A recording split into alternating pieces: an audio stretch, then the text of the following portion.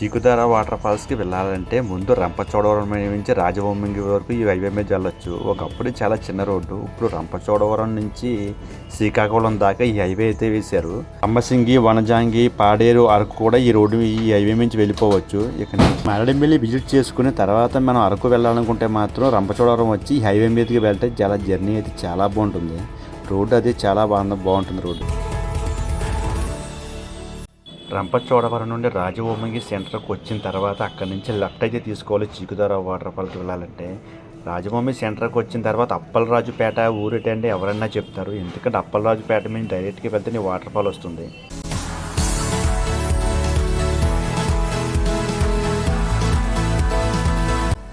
అప్పలరాజుపేట నుండి చీకుదార విలేజ్కి వెళ్ళే దారిలో మధ్య మధ్య చిన్న చిన్న గ్రామాలు ఉంటాయి, ఎదురుపడతాయి. వర్షానికి కొంచెం రోడ్డు అయితే పోయినట్టుగా ఉంది, కానీ ఆల్మోస్ట్ వాటర్ ఫాల్ దాకా రోడ్డు అయితే చాలా బాగుంటుంది. ఈ ఊర్లో ఉన్న చిన్న చిన్న గ్రామాల్లో ప్రజలు పొద్దున్నే వాళ్ళు వంట వండుకొని పొద్దున్నే పొలంలో పనులకు వెళ్ళిపోతుంటారు. ఎందుకంటే ఈ చుట్టుపక్కల ఉన్న ప్రాంతాల్లో వాళ్ళందరికీ ఆ వ్యవసాయం మెయిన్ ఆదాయం. వాటిలో పని చేసుకుని వాళ్ళ జీవనాన్ని సాధిస్తుంటారు.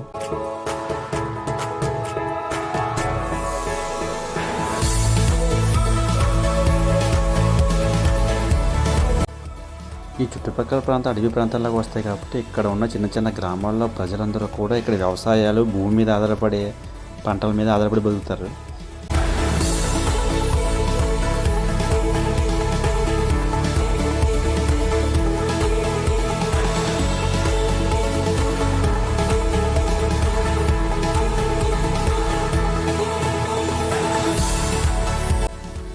వెళ్ళే దారిలో చిన్న చిన్న ఊర్లు అయితే కనిపించినాయి. ఈ ఊర్లో ఇంకా ఒకప్పటి తాటాకిళ్ళు, పెంకిటిల్లు ఇంకా కనిపిస్తూనే ఉన్నాయి.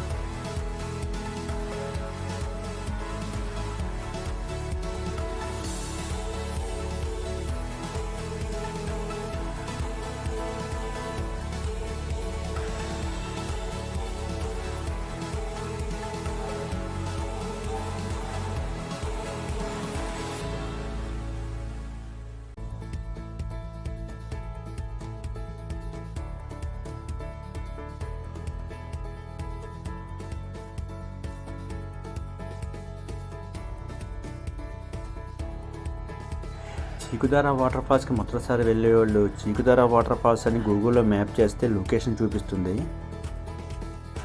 లొకేషన్లో 10 కిలోమీటర్ల దూరం ఉందనగా వాటర్ ఫాల్స్ లొకేషన్ చూపించినప్పుడు అయితే కంటిన్యూస్గా వెళ్ళదు. ఎందుకంటే 10 కిలోమీటర్ల నుంచి ఈ వాటర్ ఫాల్ లొకేషన్ కొంచెం రాంగ్ డైరెక్షన్లో చూపిస్తుంది గూగుల్ మ్యాప్లో అయితే. మేము ముందు అదే తెలియక ముందు గూగుల్ మ్యాప్ కంటిన్యూ అయిపోయాం, కానీ రాంగ్ డైరెక్షన్లో తీసుకెళ్ళింది దగ్గరికి వచ్చినప్పటికి. అదే టైంలో ఆ లోకల్లో ఆటో వాళ్ళు అక్కడ ఎదురైతే వాళ్ళని అడిగాము, చీకుదార వాటర్ ఫాల్కి దారి ఇదే కరెక్టే కాదండి, వాళ్ళది ఈ రూట్ కాదని మ్యాప్ లాగా చూపిస్తుంది, కానీ రోడ్డు వేరే రోడ్లోంచి వెళ్ళాలని చెప్పారు. చూడటానికి 2 రూట్ దారిలు ఒకేలా ఉంటాయి, కానీ ఈ రోడ్డు అయితే వేరు, దాని పక్క రోడ్డు ఇది. ఇక్కడ నుంచి డైరెక్ట్గా అయితే నియర్గా వాటర్ ఫాల్ దగ్గరికి వెళ్ళిపోవచ్చు.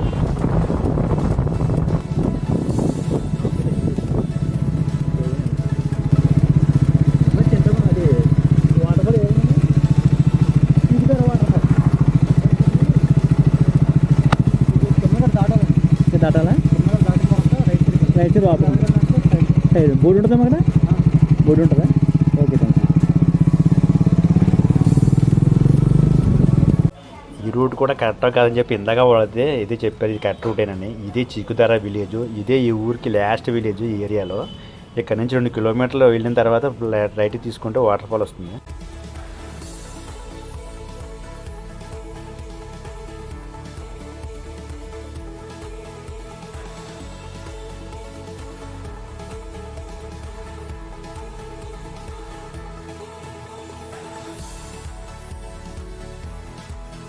రెండు కిలోమీటర్లు వచ్చిన తర్వాత చీకుదార వాటర్ ఫాల్ అని బోర్డు కనిపించింది. అటు నుంచి రైట్ తీసుకుని ఈ రూట్లోకి వెళ్ళాలి. ఇక్కడి నుంచి జస్ట్ 1 కిలోమీటర్ మాత్రమే. వెళ్ళే దారంతా చుట్టూ జీడి మామిడి తోటలు నిండిపోయి ఉంది. ఇది కొంచెం ఆఫ్ రోడింగే, కానీ వెహికల్స్ ఈజీగా వచ్చేస్తాయి.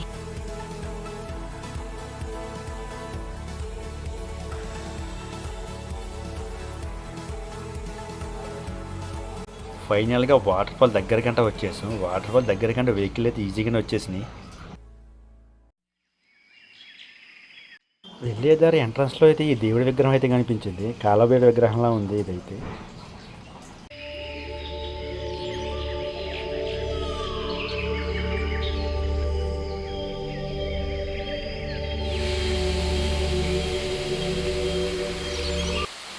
చుట్టూ ప్రశాంతమైన వాతావరణం.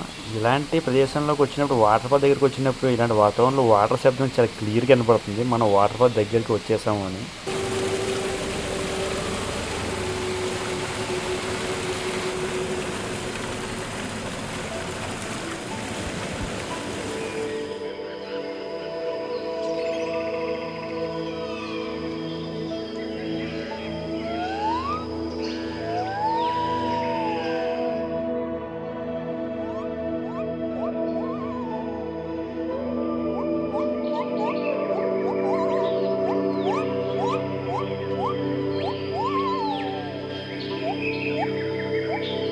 వెళ్ళేదారిలో ఇక్కడ చాలా దేవుడి విగ్రహాలు అయితే ఈ ఊరు వాళ్ళు ప్రతిష్ఠింపజేశారు.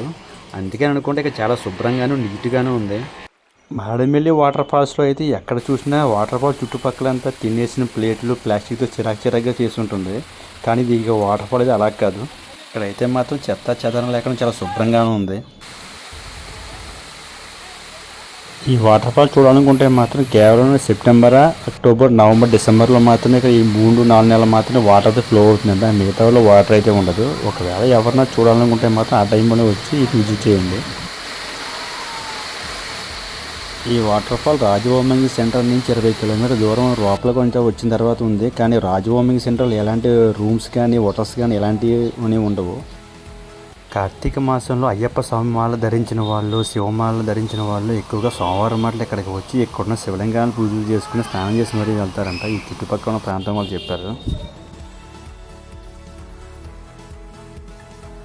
ఇక్కడ మొత్తం 2 పెద్ద శివలింగాలు ఉన్నాయి. ఒకటి వాటర్ ఫాల్స్ ఎంట్రన్స్లో, ఒకటి తర్వాత వాటర్ ఫాల్స్ మధ్యలో ఒకటి ఉంటుంది. ఇక్కడ ఉన్న వాటర్ ఫాల్స్కి నిత్యం నీళ్ళతో అభిషేకం జరుగుతూనే ఉంటుంది. ఎందుకంటే ఇక్కడ ఉన్న గ్రామస్తులు ఇక్కడ నిత్యం శివలింగాన్ని నిత్యం నీళ్ళాభిషేకం జరిగేలా ఏర్పాట్లు బాగా చేశారు. ఏమాత్రం ఖర్చు లేకుండా, ఎలాంటి మోటార్ సదుపాయం లేకుండా. ఇక్కడ ఉన్న శివలింగానికి చెట్టు నుంచి పట్టడం మూలంగా అందులో ఒక చిన్న చూపుని పెట్టి అక్కడి నుంచి ఆ చూపుల ద్వారా ఈ శివలింగాన్ని పడేలాగా చిన్న చూపుల ద్వారా అమర్చి ఇలా ఏర్పాటు చేశారు. ఎలాంటి పవర్ కానీ మోటార్ కానీ అవసరం లేదు. ఈ చూపులు ఆ ఎత్తైన వాటర్ ఫాల్ మధ్యలో పెట్టి ఆ చూపుల ద్వారా వచ్చేలా ఏర్పాటు చేశారు.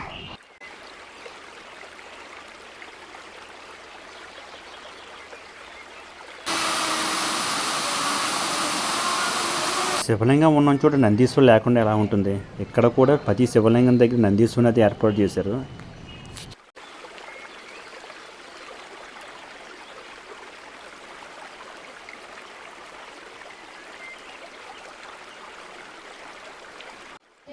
ఈ మొదటి శివలింగం నుంచి రెండో శివలింగానికి వెళ్ళాలంటే కొద్దిగా ఈ వాగులోంచి దిగి నడుచుకుంటూ వెళ్ళాలి. కొంచెం పైకి అయితే ఎక్కాలి.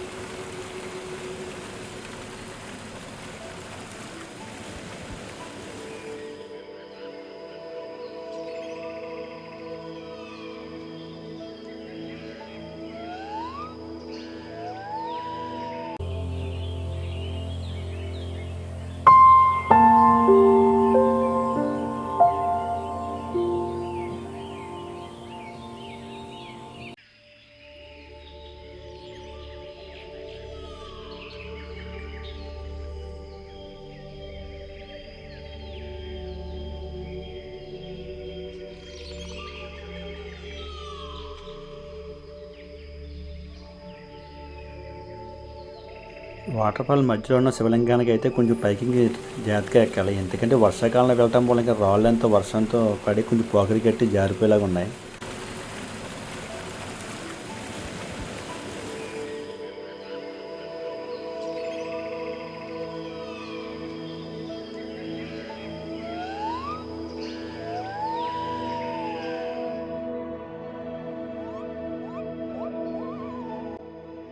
ఈ మధ్యలో ఉన్న శివలింగాన్ని చూస్తే వాటర్ ఫాల్ మొత్తం అంతా బాగా కనబడుతుంది పైనుంచి కింద దాకా.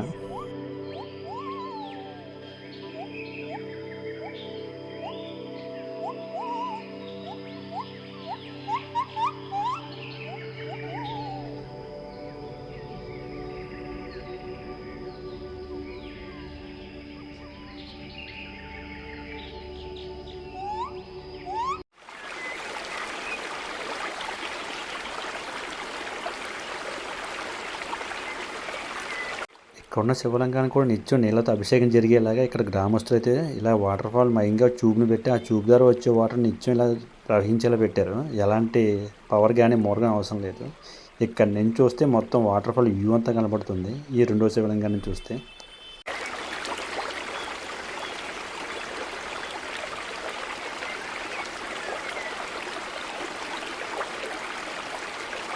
వాటర్ ఫాల్ మధ్యలో నుంచుని స్నానం చేయడానికి అవకాశం అయితే ఉంటుంది, కానీ వెళ్ళేటప్పుడు చాలా జాగ్రత్తగా వెళ్ళండి. ఎందుకంటే ఈ రాళ్ళు పాకుడి గడ్డి జారిపోతాయి. చిన్నపిల్లలైతే అస్సలు తీసుకెళ్ళొద్దు. కాస్త అలవాటు ఉన్న వాళ్ళు మాత్రమే వెళ్ళండి.